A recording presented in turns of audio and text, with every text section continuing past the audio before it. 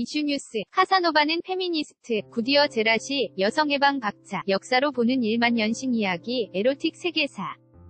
서울든 연합뉴스 이승우 기자는 한국인은 성, 싱에 관해 가장 이중적 태도를 보이는 민족 중 하나로 인식된다.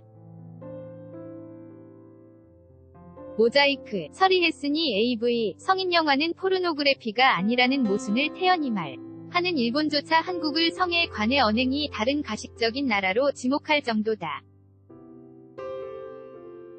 성적 주제를 거론하는 것 자체를 금기시하지만 세계적 명성을 얻은 시인과 연극연, 출가 등 존경받던 명사들이 상상을 넘어서는 일탈을 한 혐의로 구속되기도 했다. 사실상 공창 지역을 폐쇄하니 성매매가 사라지는 대신 온갖 변.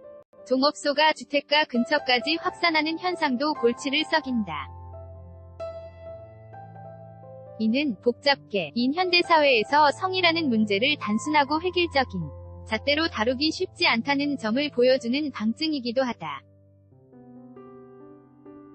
오랜 과거 역사를 봐도 성적 주제는 항상 인류에게 주요 관심사이면서 껄끄러운 문제였다. 독일 저널리스트 모임인 난젠. 복잡하고 어렵고 은밀하지만 우리 삶에서 떼어낼 수 없는 성의 1만 년 역사를 기술했다. 내용은 상당히 발칙하고 직설적이지만 저속하지 않다. 성을 음침한 술자리가 아닌 밝고 건전한 논의에 장에 올린다는 점에서 의미가 없지 않다. 특히 선사시대부터 헬레니즘 로마시대, 르네상스, 계몽주의, 냉전시대 등을 거쳐 오늘날에 이르기까지 선과 관련된 주요 인물과 역사를 인문학적 시각에서 풀어낸 점이 흥미롭다. 남봉꾼, 과 동의어로 취급되는 카사노바를 페미니스트로 규정한 대목부터 새로운 시각이다.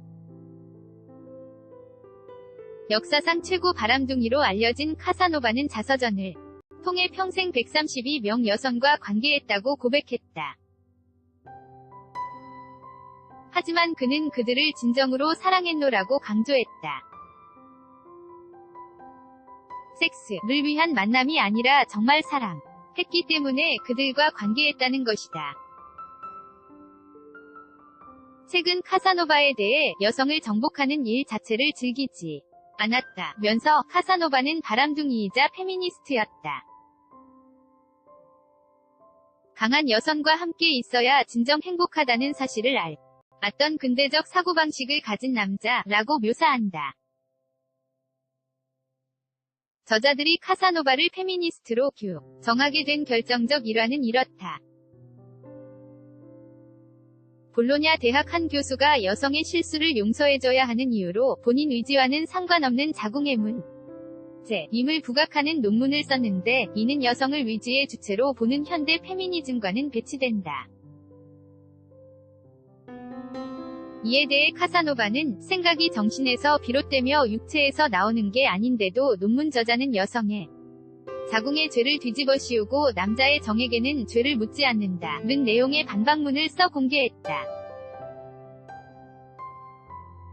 인형의 집 주인공, 노라가 나오기 전부터 카사노바는 여성이 주체적으로 삶의 방식을 선택하고 성을 자유롭게 즐길 권리를 가졌다고 본 것이다.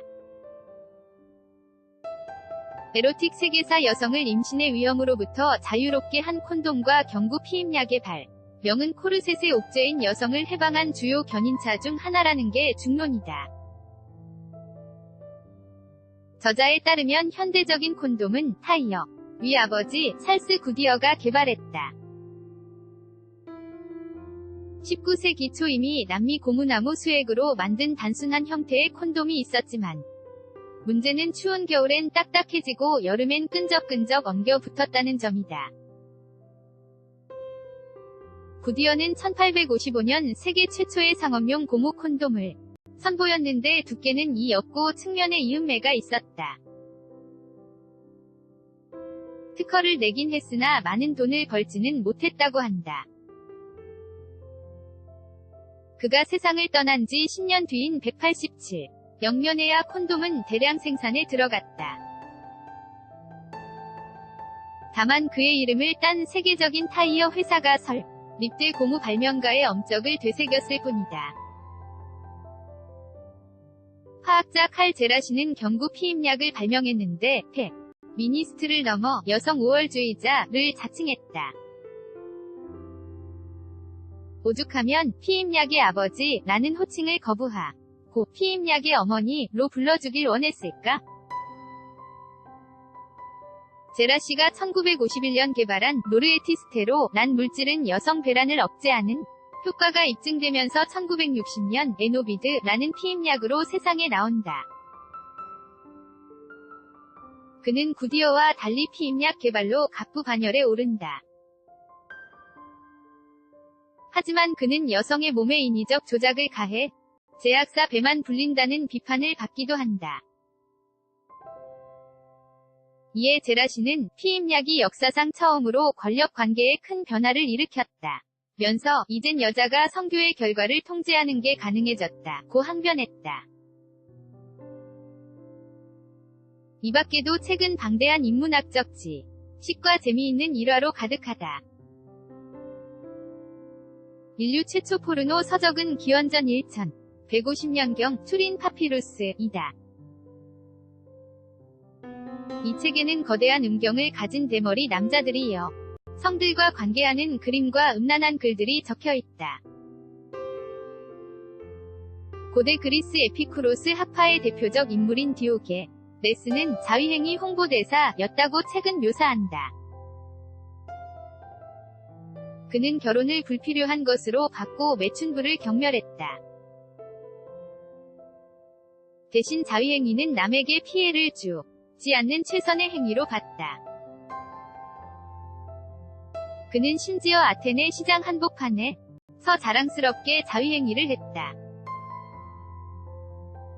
지금 같으면 음란죄 등으로 기소될 일이다.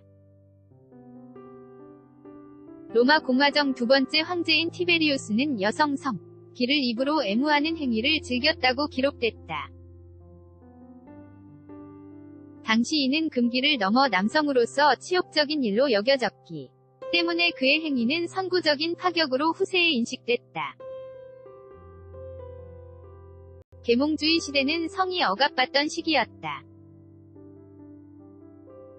심지어 상상 속 간통으로 교수형을 당한 믿기 힘든 사례가 있다.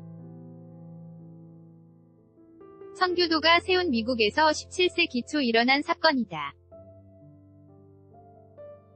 1644년 미국 보스턴 시민들은 메리 레섬과 제임스 브라이턴을 교수형에 처하는 장면을 목도했다. 나이 많은 남자와 결혼한 레섬은 플리머스라는 소도시 한 술집에서 브라이턴을 만나 술을 함께 마시며 농담 섞은 대화를 나눴다. 몇 달 뒤 열이 나 병석에 누운 브라이턴은 나쁜 짓 때문에 하나님이 벌을 내렸다고 생각했다. 그는 스스로 보스턴